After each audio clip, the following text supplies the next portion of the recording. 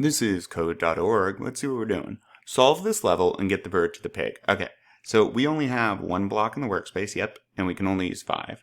I gotta go all the way over here. I'm just gonna start throwing stuff down to test it. I can't really tell how far that is, so let me put like 3 of these and hit step just to make sure I can watch them. Yep, that's 1 step.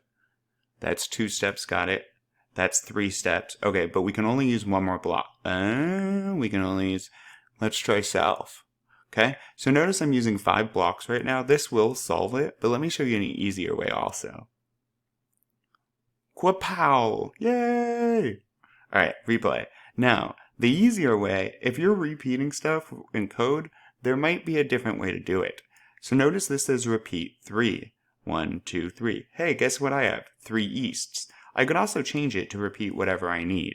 Now, when you put a block in this pink mouth thing, what happens is the computer hits it and says, oh, I gotta do this 3 times. So it goes once, boom. Okay, here's my second time, east 2, and boom, here's my third time, east 3.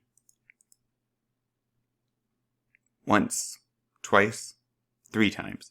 Now, what's it do? Well, if there was any code beneath it, it would run that code. But we don't have any code beneath it. What do we need though?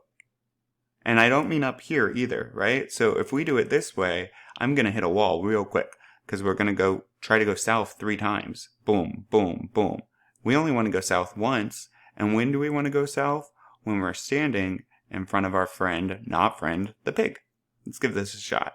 So what should happen? East, east, east, south. Because once it's done with the loop, it runs the code beneath it, or the repeat block. Let's keep going.